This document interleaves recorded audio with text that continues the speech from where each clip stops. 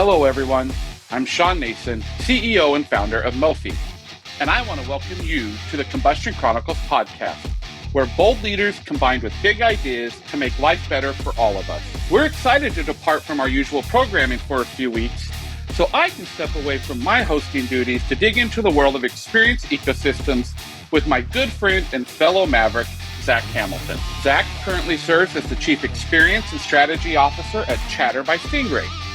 As you'll hear in our conversations, his people-first leadership mindset and his 20-plus years of working in the experience management industry come together to challenge tired, outdated systems that are holding organizations, maybe like yours, back from what they need to do. And leading the conversation in this mini-series is Michael Harper, the Chief of Radical Experiences at Mophie. When the three of us get together, we cut through the bullshit to think bigger and bolder about designing a human-obsessed world. Ready to blow up the status quo and ignite a people-first experience revolution? Yeah, me too. So let's do this.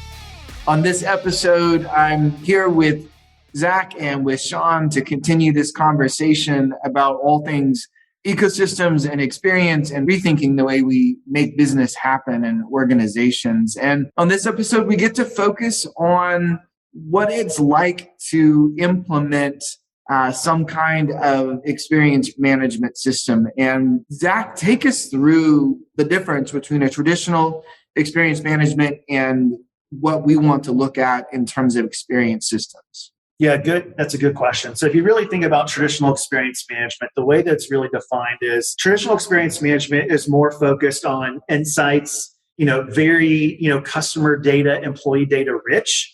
Traditional experience management is also very benchmark obsessed. So you'll hear brands say that my North Star is my NPS versus my North Star is creating aspirational brand experiences.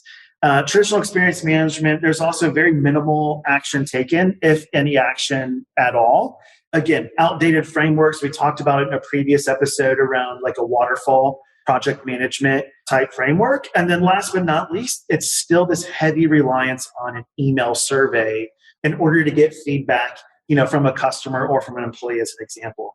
Now, when we think about experience ecosystem and the framework of experience systems that really elevate that ecosystem, an experience system is very much, hey, we're going to engage in that particular person's channel of choice. So if it's a customer and employee, we'll let them engage in their channel of choice, whether that's email, SMS, social, online review, whatever it may be. The second one is really around deeper customer connections. And what I mean by that is a traditional survey is how likely to recommend us, why would you, and then tell us about the bathrooms.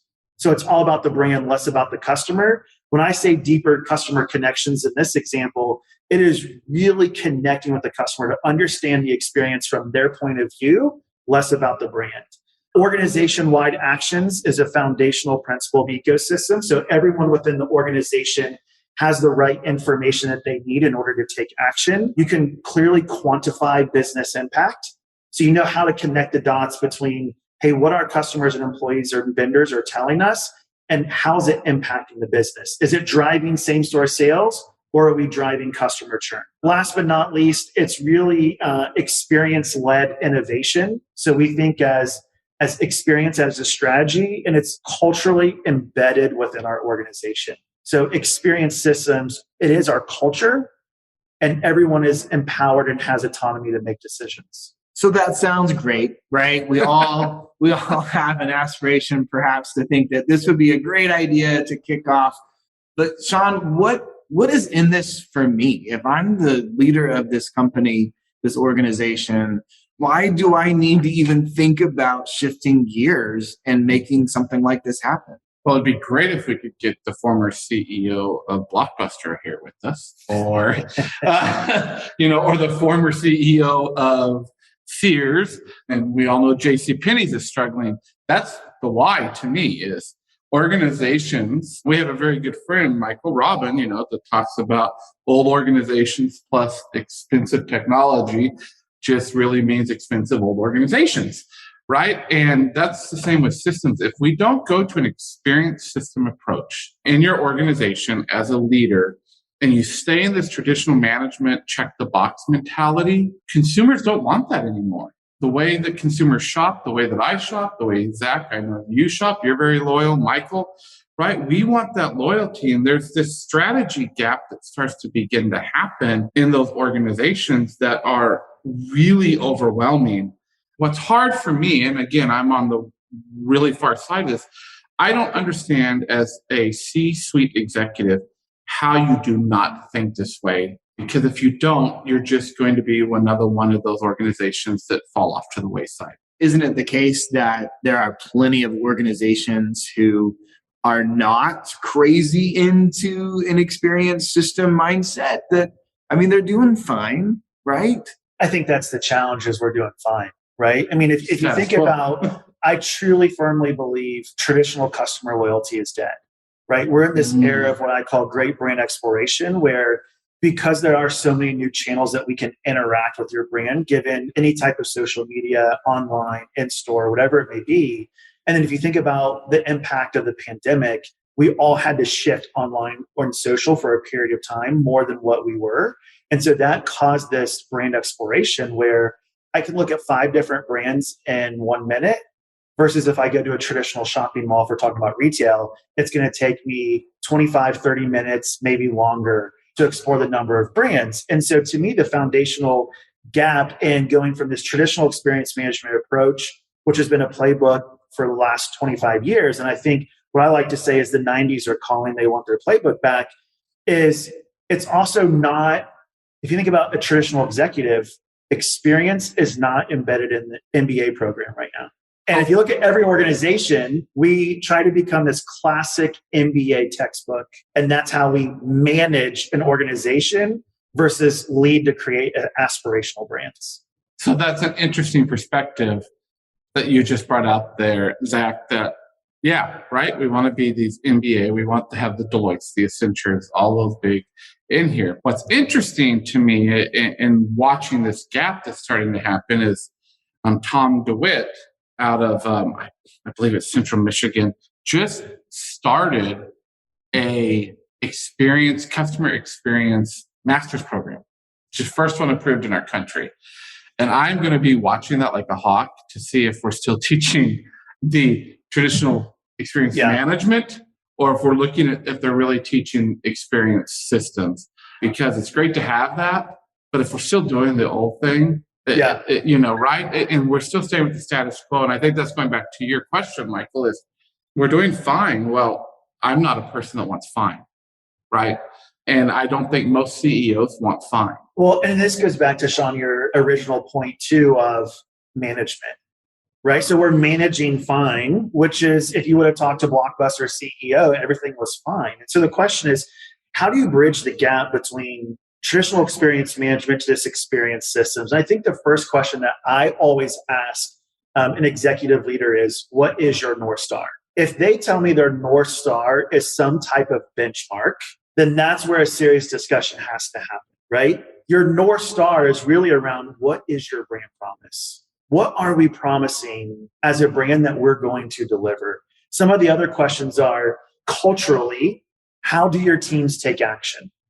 Is there any action being taken at all on the feedback that you are collecting? And then last but not least, it's really around, is your culture able to take action? So if they're not taking any action at all, why are they not taking action? Do they not have the autonomy to make a decision?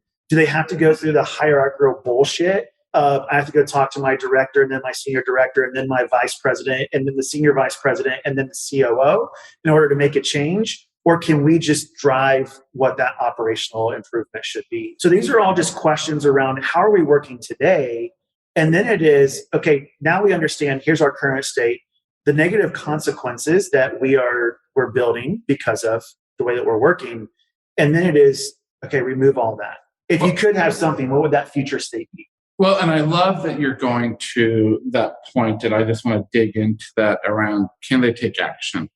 And so we've talked about Apple, we've talked about Disney. I recently had an experience with Marriott where I sent my wife on a trip for her birthday, and not everything happened the way that it should have happened. And what was interesting to me is I had a whole conversation with someone in that hotel over chat.